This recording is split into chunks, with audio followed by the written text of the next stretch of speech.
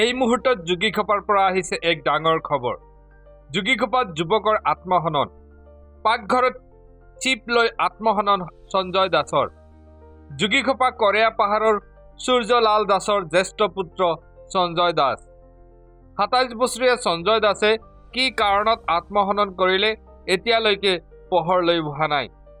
যোগীঘোপা আৰক্ষী ঘটনাস্থলীত উপস্থিত হৈ তদন্ত অব্যাহত ৰাখিছে।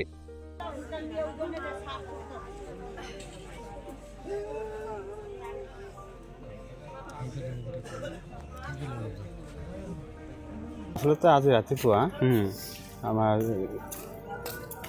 এই যিটো ল'ৰা ইয়াতে হেং কৰিছে ৰাতিপুৱা 5:30মান বজাত, তেওঁ আমাৰ গাঁৱৰে ভাইটি। আমি যেতিয়া ৰাতিপুৱা আহোঁ ইয়াতে, অহাৰ পিছত দেখোঁ যে বাৰীত পূৰা হাল্লা চিল্লা লাগছে। তাৰপিছত মই আহিলোঁ, তাৰপিছত দেখোঁ কি যে পূৰা হেং হৈ আছে তাই। আৰু তাৰ নাম সঞ্জয় দাস, তাৰ দেউতাৰ নাম সূৰ্যলাল দাস। তাই মানে বিগত কেইমাহমান আগৰ পৰা মানসিক ৰোগী আছে আৰু কি, মানসিকভাৱে আৰু কি অলপ ভুগি আছিল মানসিক ৰোগত। তাই মেডিচিন কণ্টিনিউ কৰি আছিল। তাৰপিছতে এই চৰৰ সিদ্ধান্তটো লৈছে। গাঁওখনৰ নাম কৰেয়া পাহাৰ, এইটো যোগীঘোপা এলেকাত আহে আৰু কি। এইটো এনেই তাইতো গ্ৰেজুৱেশ্যন কমপ্লিট কৰিছে আগতে। তাই ছায়েন্সত পঢ়া আৰু তাই ডি ফাৰ্মো কৰিছে। ফাৰ্মাচীত কিছুদিন কাম কৰিছিলে। ফাৰ্মাচীত কাম কৰাৰ পিছত আৰু বেলেগ কাম বিচাৰি আছে।